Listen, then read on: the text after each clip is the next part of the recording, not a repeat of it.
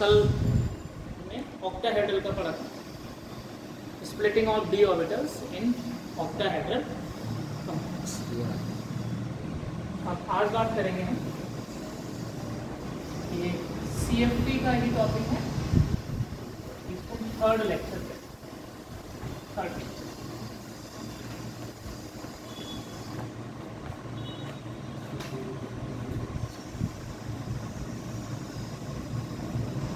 देखो हमने कल पढ़ा था कि भाई जब भी कभी ऑक्टाहेड्रल कॉम्प्लेक्स लेते हैं तो ऑक्टाहेड्रल कॉम्प्लेक्सेस में जब मेटल लिगेंड के साथ अटैच होते हैं तब डी ऑर्बिटल की स्प्लिटिंग होती थी due to the production of CFSE, crystal field splitting energy और crystal field stabilizing energy.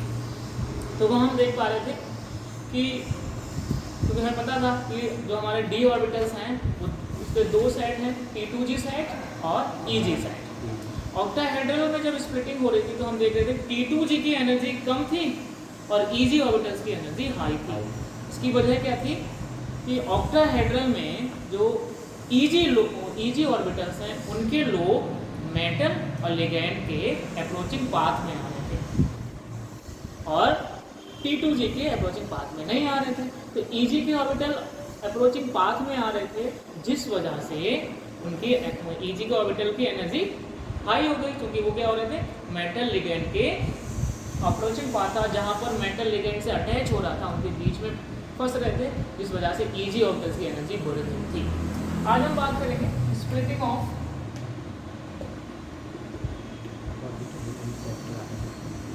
Of D orbitals in tetrahedral fields. Tetrahedral fields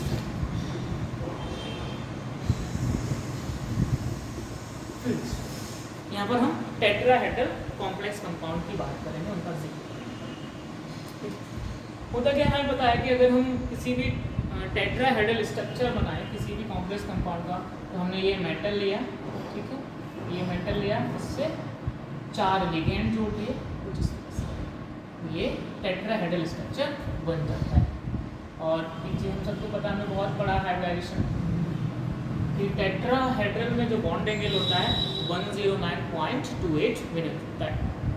तो अब अगर हमने क्या किया, इस टेट्राहेड्रॉन को एक क्यूब में उठा के रख दिया, एक क्यूब में उठा के रख दिया। क्यूब ऐसा बनता है, सबको पता है, सबको बनाना आता होगा।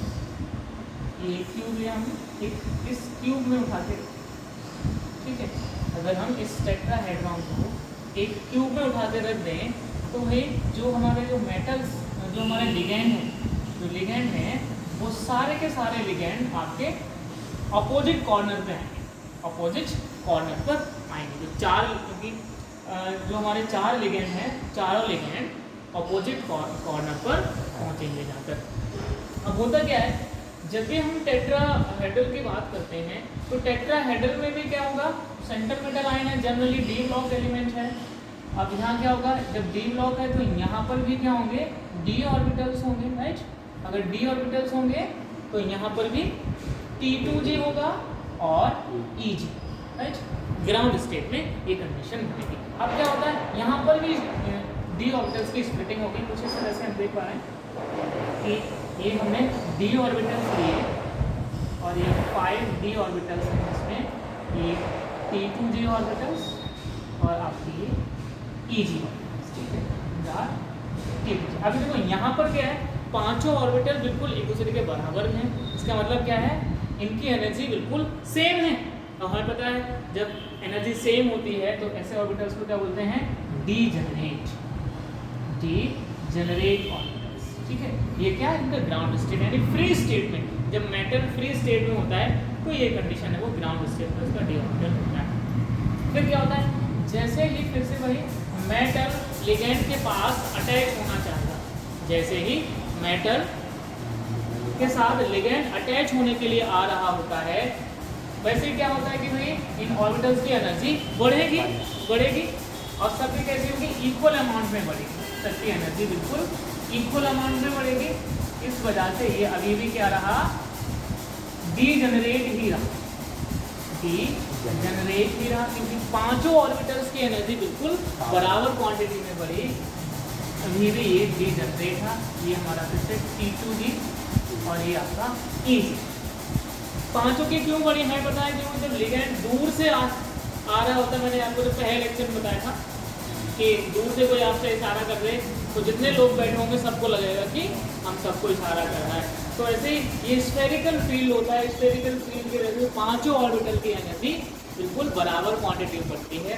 अब इनकी एनर्जी बढ़ चुकी है। अब क्या होगा, जैसे ही अप्रोच कर जाएगा इसके साथ अटैक हो जाएगा, तब क्या करेगा, इसके इलेक्ट्रॉन और इसके मेटल के इलेक्ट्रॉन के बीच में रिपल्शन होगा और रिपल्शन की वजह से CFSE जनरेट होगी और CFSE की वजह से ये फिर से स्प्लिट हो जाएगा दो में। अब यहाँ क्या ऑक्टाहेड्रल में हमने देखा था EG हमें यहाँ मिल रहा था हाई एनर्जी पे और T2G हमें कहाँ मिल रहा था लो एनर्जी पे। लेकिन टेट्राहेड्रल में क्या होता है, T2G ऑर्बिटल्स की एनर्जी हाई होती है और EG ऑर्बिटल्स की एनर्जी लो होती है। ये आपके T2G ये हाई एनर्जी है, हाई एनर्जी, और ये आपकी लो एनर्जी है, ठीक है। EG की लो एनर्जी और T2G की हाई एनर्जी। यहाँ पर भी टोटल की हम बात करें एनर्जी की तो कितनी आपकी 10D2 है, 10D2 है। और हम देखें कि जो इसकी एनर्जी है ये -6 में यहाँ घटेगी और इसकी +4 में बढ़ेगी, ठीक है, +4 में बढ़ेगी, ठीक है। यहाँ +4 में बढ़ेगी और ये -6 में, +4 क्या और -6 क्या, ये D2 की बात करें, ठीक है, +4D। अगर हम बात करें इसको और कह सकते हैं 1del-T। ऑक्टाहेड्रल में क्या लिया था, del-O लिया था, O का मतलब ऑक्टाहेड्रल था और T का मतलब यहाँ पर टेट्राहेड्रल है। तो कुछ इस तरह से ये d ऑर्बिटल 2 पार्ट्स में स्प्लिट हो जाते हैं, T2G और EG में। तो this is the splitting of d orbitals in tetrahedral field strength. यहाँ पर भी हम इलेक्ट्रॉन्स की फिलिंग करेंगे जिस तरह से हमने ऑक्टाहेड्रल में इलेक्ट्रॉन्स की फिलिंग की थी और CFSE कैलकुलेट की थी। CFSE को कैलकुलेट की थी हमने, स्ट्रॉन्ग फील्ड लिगेंड स्ट्रेंथ में भरा था, वीक फील्ड लिगेंड स्ट्रेंथ में भरा था। यहाँ पर भी दोनों तरह से हम भरेंगे, ठीक वैसे ही, बस अंतर क्या हो जाएगा, वहाँ पर हम देख रहे थे ऑक्टाहेड्रल में कि जो इलेक्ट्रॉन था सबसे पहले T2G में जा रहा था क्योंकि वहाँ T2G की एनर्जी कम थी और यहाँ EG की एनर्जी कम है। तो उसी तरह से एक टेबल बना लेते हैं। सबसे पहले number of electron in D, ठीक है, इन D ऑर्बिटल,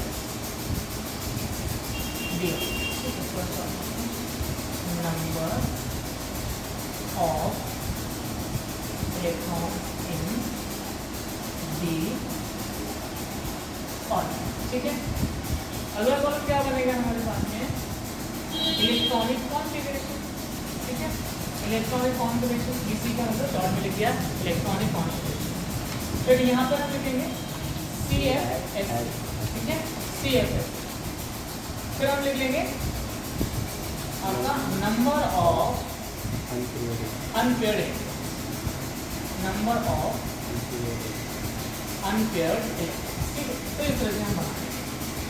अब देखिए हमने सिस्टम हमारे पास D में जनरली D1 हो सकता है, D2 हो सकता है, D3, D4, D5, D6, D7, D8, D9 और आपका D10, D9 और D10, ठीक है।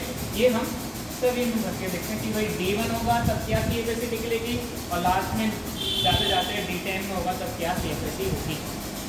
तो देखिए अब हमें सबसे पहले तो हमारा क्या है, जो सेंट्रल मेटल एटम है वो एक ऐसा है जिसके D में सिंगल इलेक्ट्रॉन है। जैसे अगर हम बात करें स्कैंडियम, स्कैंडियम 2+, ठीक है, स्कैंडियम में जब 2 पॉजिटिव चार्ज होते हैं तो ये कैसा है, D1 का सिस्टम है, D1 सिस्टम है, क्योंकि आउटर मोस्ट शेल की अगर हम बात करें तो क्या हो जाएगा, इसके 3D1 और 4s2 होता है ना इसमें 3D1 आउटर मोस्ट जो है इलेक्ट्रॉनिक कॉन्फ़िगरेशन 3D1 4s2 होता है। 3D सीरीज का एलिमेंट है, फर्स्ट ट्रांजिट सीरीज बोलते हैं स्कैंडियम को, फर्स्ट ट्रांजिट सीरीज का पहला एलिमेंट है, राइट। तो देखो यहाँ से प्लस का मतलब क्या, 2 इलेक्ट्रॉन यहाँ से निकल गए, तो क्या बचा, D1 बचा। ठीक है, तो ये D1 का सिस्टम है। अब देखो हमें पता है कि D1 ग्राउंड स्टेट में तो यहाँ रहेगा। ठीक है, फ्री स्टेट में। अब देखिए जब इलेक्ट्रॉन यहाँ फिलिप होगा, फिलअप करेंगे, तो फिर से वही अकॉर्डिंग टू आर्गो प्रिंसिपल इलेक्ट्रॉन कहाँ जाता है, जिसकी एनर्जी लोएस्ट होती है।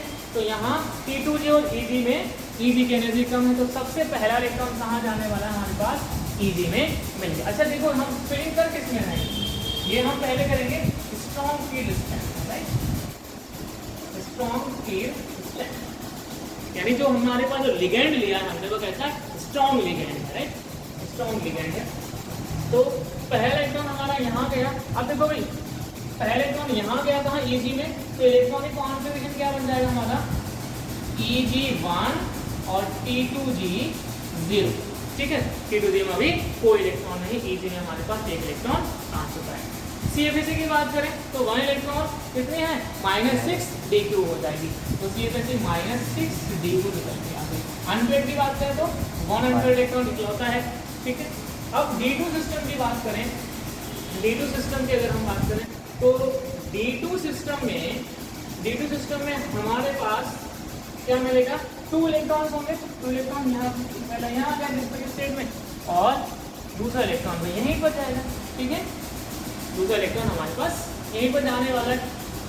दूसरा इलेक्ट्रॉन वहाँ पहुँचा तो हमारे पास क्या हो जाएगा, इलेक्ट्रॉनिक कॉन्फ़िगरेशन Eg2 और T2G में अभी भी 0 है, राइट।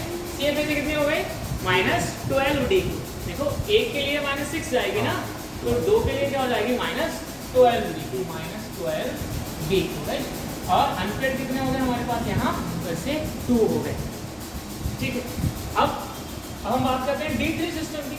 D3 सिस्टम में बात करें तो भाई अब D3 में इलेक्ट्रॉन, अब देखो क्या है, यहीं से फिर से हमारा स्ट्रॉन्ग फील्ड और वीक फील्ड का काम शुरू हो जाता है। अगर स्ट्रॉन्ग फील्ड लिगेंड है तो क्या होगा, वही लो एनर्जी में क्या हो जाएगी, पेयरिंग हो जाएगी। इलेक्ट्रॉन वैसे तो यहाँ जाना चाहिए था, मैंने आपको बताया था कि यहाँ पेयरिंग एनर्जी और यहाँ से यहाँ जाने में जो एनर्जी, एक्साइटिंग एनर्जी हम कह सकते हैं उसके लिए, तो पेयरिंग एनर्जी अगर इलेक्ट्रॉन यहाँ कब जाएगा, यहाँ तब जाएगा जब यहाँ से यहाँ जाने में एनर्जी कम खर्च होगी और पेयर करने में एनर्जी ज़्यादा होगी। ठीक है, तो स्ट्रॉन्ग फील्ड लिगेंड जब होते हैं, स्ट्रॉन्ग फील्ड लिगेंड में पेयरिंग एनर्जी जनरली लो होती है, इसीलिए स्ट्रॉन्ग फील्ड में इलेक्ट्रॉन यहीं पर पेयर्ड अप हो जाते हैं, राइट। अब देखो इलेक्ट्रॉनिक कॉन्फ़िगरेशन क्या बना हमारे पास, Eg में अब 3 इलेक्ट्रॉन जा चुके हैं और T2G में अभी भी 0 इलेक्ट्रॉन बना हुआ है। CFSE की बात करें, माइनस कितनी हो जाएगी, 18 -18। ठीक है, -18 dq। ठीक है, क्योंकि एक के लिए -6 है तो 3 के लिए क्या हो जाएगा, -18। अनपेड कितना बचा हमारे पास, एक तो पेयर्ड हो गया तो एक ही बचा अनपेड। ठीक है, अब हम बात करेंगे D4 सिस्टम है। D4 में भी क्या हो जाएगा भाई, स्ट्रॉन्ग फील्ड लिगेंड है तो भाई यहीं पर पेयर अप हो जाएगा ये भी। अब यहाँ पर भी क्या होगा, Eg4 और T2G अभी भी 0 बना हुआ है। T2G अभी भी 0, क्योंकि वहाँ पर अभी भी कोई इलेक्ट्रॉन नहीं पहुँचा है। अब CFSE की बात करें कितनी हो जाएगी, -24 dq और अनपेड यहाँ अब 0 होता है। ठीक है, अब देखो D5 सिस्टम है हमारे पास, D5, तो D5 में क्या हो जाएगा हमारे पास, D5 में अब नेक्स्ट इलेक्ट्रॉन कहाँ जाएगा। अब देखो यहाँ तो दोनों ऑर्बिटल में 2 इलेक्ट्रॉन्स हो गए। अब जो 5th इलेक्ट्रॉन आएगा उसकी अब चाहे स्ट्रॉन्ग फील्ड हो चाहे वीक हो, उसकी मजबूरी है कि भाई उसको ऊपर T2G में जाना ही पड़ेगा। ठीक है, तो 5th इलेक्ट्रॉन हमारे पास कहाँ जा चुका है, अब T2G में जा चुका है। ठीक है, तो इलेक्ट्रॉनिक कॉन्फ़िगरेशन हमारे पास क्या बना, Eg4 और T2G में 1 है। अब CFSE देखो यहाँ तक -24 कैलकुलेट कर चुके हैं। अब एक इलेक्ट्रॉन ऊपर पहुँच गया, कितना मिलेगा उसकी वजह से, +4 मिलेगा ना, तो कितना बचा, -20 dq। ठीक है, 20 dq और अनपेड हमारे पास 1 हो गया, अनपेड फिर से 1 हो गया। ठीक है, अब हम बात कर लें D6 सिस्टम की। D में 6 इलेक्ट्रॉन है तो कहाँ जाएगा, अब 6वां इलेक्ट्रॉन भी भाई यहाँ पर ही जाएगा। ठीक है, 6 इलेक्ट्रॉन वहाँ पहुँचा। इलेक्ट्रॉनिक कॉन्फ़िगरेशन क्या हो जाएगा हमारा, Eg4 T2G में आपके कितने 2 हो गए और CFSE कितने हो जाएगी, फिर से -4 कर दो तो क्या हो जाएगा ये -16 d3 बनेगा जाकर, और अनपेयर्ड हमारे पास कितने हो गए अब 2 हो चुके हैं, देख सकते हैं राइट। अब हमारे पास फिर से क्या लिया हमने D7 सिस्टम लिया। D7 में कहाँ जाएगा नेक्स्ट इलेक्ट्रॉन हमारे पास अब यहाँ पर जाएगा, वो भी T2G में ही जाएगा। तो इलेक्ट्रॉनिक कॉन्फ़िगरेशन बन जाता है Eg4 T2G3, ये वैसे कितनी हो जाएगी -12 D2। अनपेयर्ड हमारे पास अब 3 हो गया, ठीक है, अनपेयर्ड 3 इलेक्ट्रॉन अवेलेबल हो गए। अब D8 सिस्टम में, ठीक है, D8 सिस्टम में हमारे पास ये आ गया। D8 में क्या, अब देखो यहाँ पर भी पेयरिंग शुरू हो जाएगी, ठीक है, तो यहाँ पर भी D8 में एक इलेक्ट्रॉन फिर से T2G पहुंचा। इलेक्ट्रॉनिक कॉन्फ़िगरेशन बनता है D8 में Eg4 T2G4, और ये कितनी होगी -8 D2, ठीक है। देखो अनपेयर्ड कितने हैं हमारे पास, अब 2 रह गए क्योंकि पेयर्ड हो गया। अब हमारे पास D9 सिस्टम है। D9 सिस्टम में अगर हम देखेंगे तो वो भी क्या होगा, वो यहाँ जाकर पेयर हो जाएगा। D9 सिस्टम का पेयर हो गया, इलेक्ट्रॉनिक कॉन्फ़िगरेशन क्या बना Eg4 T2G में 5 हो चुके हैं, और ये -4 हो गई हमारे पास -4 D2, और ये क्या रहेगा फिर से इकलौता अनपेयर्ड इलेक्ट्रॉन बचा, ठीक है। अब D10 सिस्टम में ले लिया। अब देखो D10 में क्या है, ये D ऑर्बिटल अब कंप्लीटली फिल्ड हो कुछ। अब यहाँ क्या हो जाएगा Eg4 और T2G6, ठीक है। सी कितनी हो गई 0, ठीक है 0, और यहाँ पर भी 0 अनपेयर्ड हमारे पास। तो स्ट्रॉन्ग फील्ड स्ट्रेंथ में हम टेट्राहेड्रल कॉम्प्लेक्स में, टेट्राहेड्रल में कुछ इस तरह से इलेक्ट्रॉन की फिलिंग कर सकते हैं, ठीक है। नोट करो।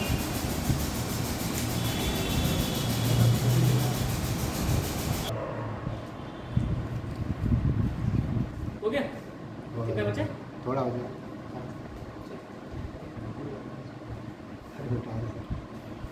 अब हम देखेंगे वीक फील्ड। ये हमने इलेक्ट्रॉन्स की फिलिंग की थी वीक फील्ड स्ट्रेंथ में, स्ट्रॉन्ग फील्ड स्ट्रेंथ में। अब हम करेंगे वीक फील्ड स्ट्रेंथ, ठीक है। वीक फील्ड में क्या होगा, देखो भाई इसको हटा देते हैं, पूरी को हटा देते हैं।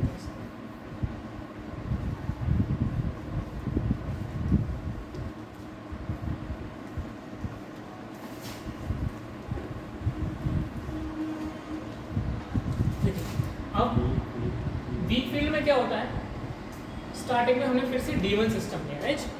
D1 सिस्टम लेंगे तो पहला इलेक्ट्रॉन तो हमेशा वहीं जाएगा जिसकी एनर्जी लोएस्ट होगी, ठीक है। वही इलेक्ट्रॉन तो सबसे पहले वहीं जाएगा जिस ऑर्बिटल की एनर्जी सबसे कम हो। तो D1 सिस्टम में सबसे पहले कहाँ जाने वाला इलेक्ट्रॉन, भाई यहीं पर जाएगा, ठीक है। तो इलेक्ट्रॉनिक कॉन्फ़िगरेशन फिर से क्या हो जाएगा Eg1 और T2G0, ठीक है। सी फिर से क्या बनने वाली है हमारी, वही फिर से -6 D3 अनपेयर्ड आपका, ठीक है, अनपेयर्ड 1 हुआ।